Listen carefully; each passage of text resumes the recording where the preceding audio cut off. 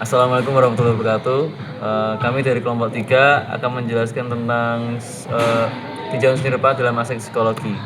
Saya tidak sendiri, saya dengan teman-teman saya, Talita, Muhammad Rehan, Triutomo, dan Hani. Dan saya Rafli Miki. Slide selanjutnya akan dijelaskan oleh Mbak Talita. Silakan Mbak Talita. Terima kasih. Baik, di sini saya akan menjelaskan definisi hubungan seni rupa dan kejiwaan. Di sini ada manifestasi dunia dalam keluar. Yang pertama itu ada proyeksi mental. Dalam psikologi, seni rupa dipandang bukan sekedar objek fisik, melainkan proyeksi langsung dari alam bawah sadar atau bisa disebut dengan unconscious mind dan emosi manusia. Nah, yang kedua itu ada katarsis emosional. Proses berkarya bertindak sebagai medium katarsis, pelepasan ketegangan psikis atau trauma batin yang tidak dapat diungkapkan lewat kata-kata verbal.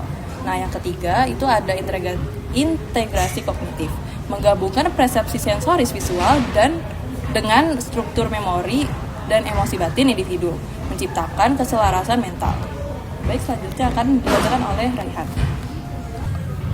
Oke, selanjutnya kita akan membahas tentang 4 pilar utama dalam analisis psikologi seni. Menurut Dr. Irma Damajanti, psikologi seni dapat kita pelajari melalui 4 sudut pandang utama. Yang pertama, sudut pandang seorang seniman. Yang kedua, sudut pandang kreativitas. Yang ketiga, karya seni itu sendiri. Yang keempat, apresiasi. Yang pertama, sudut pandang ini fokus pada latar belakang emosional, konflik batin, dan motivasi emosional dari sang pencipta itu sendiri. Dan yang selanjutnya, sudut pandang kreativitas. Sudut pandang ini fokus pada bagaimana kita mengolah sebuah ide dari yang mentah dan abstrak menjadi sebuah wujud fisik yang mempunyai estetika. Dan yang selanjutnya yaitu sudut pandang karya seni itu sendiri.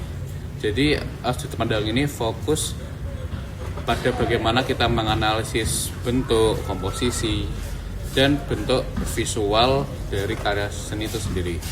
Dan yang terakhir yaitu sudut pandang apresiasi.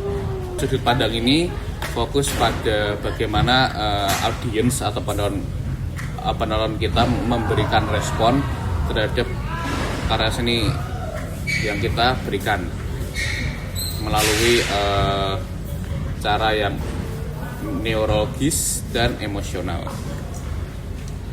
Oke, selanjutnya akan dibacakan oleh Mas Miki Prasetyo.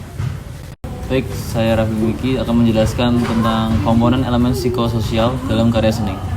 Terdapat 4 poin utama dalam elemen psikososial ini, yaitu emosi, pengalaman, simbol, dan warna. Emosi, energi mentah yang dirasakan sesaat kita berkarya. Pengalaman adalah pengalaman itu yang menyimpan rekaman memori yang berharga. Simbol, representasi visual dari hasrat atau kecemasan yang ditekan. Warna adalah secara ilmiah memicu getaran emosional spesifik di otak kita, seperti warna hangat yang merangsang gairah atau warna dingin yang menenangkan. Baik, untuk yang selanjutnya yaitu adalah fungsi mekanisme adaptasi psikis lewat seni. Untuk mekanisme adaptasi psikis lewat seni itu terdapat 4 poin. Yang pertama adalah ekspresi, kedua komunikasi, dan yang ketiga refleksi, dan yang terakhir adalah adaptasi. Yang pertama adalah ekspresi. Ekspresi itu membantu memproyeksikan ego batin, merumuskan identitas diri, dan melepaskan emosi yang tak tersampaikan secara murni. Lalu yang kedua ada komunikasi. Seni sendiri itu menjadi media dialog nonverbal yang melintasi batasan antar budaya dan bahasa, dan juga antara seniman dan penikmat. Yang ketiga yaitu refleksi, berfungsi sebagai contoh batin untuk memahami diri sendiri dan juga merefleksikan trauma atau mencapai kesadaran diri. Dan yang terakhir yaitu adaptasi. Seni itu sebagai mekanisme pertahanan ego atau defense mekanisme yang sehat untuk bertahan menghadapi lingkungan atau kecemasan. Untuk berikutnya akan disampaikan oleh Mbak Arini. kemudian ada studi kasus, di mana kelompok kami mengangkat studi kasus dari seorang seniman yang bernama Van Gogh. Dari buku yang kami baca berjudul Street on the Earth, penderitaan Van Gogh dimulai dari trauma sejak lahir, di mana ia lahir tepat pada tanggal kematian kakak pertamanya yang juga bernama Vincent. Hal ini membuat ibunya mengalami duka kronis sehingga abai dalam memberikan kehangatan. Van Gogh merasa dirinya hanyalah anak pengganti. Sapuan kuas yang melingkar, tebal, dan ekspresif bukan sekedar estetika, melainkan sebagai bentuk emosi Van Gogh. Sebagai penutup presentasi kami menyimpulkan bahwa seni rupa adalah media komunikasi jiwa. Ia menyatukan sisi kognitif, emosional, dan neurobiologis manusia melalui presentasi ini.